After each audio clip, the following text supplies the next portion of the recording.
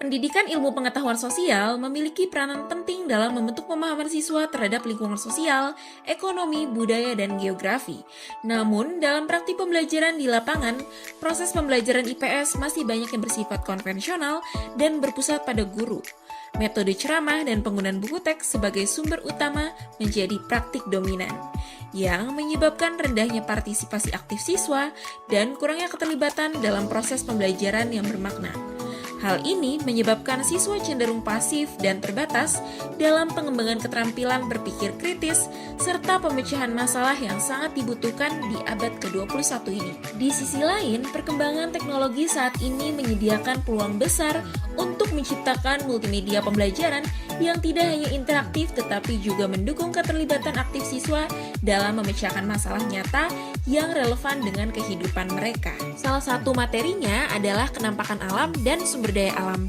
Materi ini merupakan salah satu topik yang sangat kontekstual dan kaya akan potensi eksplorasi melalui multimedia interaktif. Berdasarkan problematika tersebut, maka akan dibuatlah sebuah inovasi digital dalam bentuk multimedia pembelajaran interaktif yang diberi nama Detektif Alam. Dengan pendekatan student-centered learning menempatkan siswa sebagai pusat pembelajaran, guru berperan sebagai fasilitator yang membimbing dan mengarahkan proses belajar. Strategi problem-based learning digunakan untuk membangun keterampilan berpikir kritis dan pemecahan masalah. Siswa akan diberikan masalah kontekstual yang berkaitan dengan topik, dan kemudian mereka akan didorong untuk menganalisis masalah tersebut, mencari informasi, berdiskusi, dan menemukan solusi yang logis. Untuk mendukung strategi problem-based learning, digunakan metode diskusi. Siswa akan dibagi ke dalam kelompok kecil. Diskusi dilakukan secara terstruktur, dibantu oleh stimulus dari multimedia interaktif seperti video, peta digital, dan simulasi.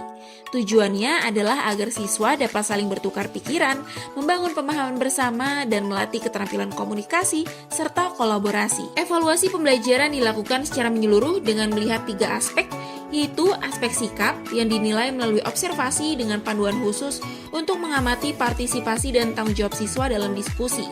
Yang kedua, aspek pengetahuan yang dievaluasi melalui tes tertulis dalam bentuk soal pilihan ganda yang terintegrasi di dalam multimedia.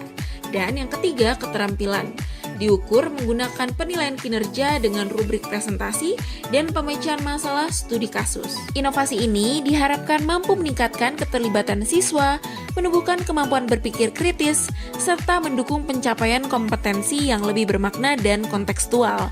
Selain itu, pengembangan media ini juga diharapkan dapat menjadi solusi dalam mengintegrasikan pendekatan pembelajaran abad ke-21 ke dalam proses pembelajaran di kelas.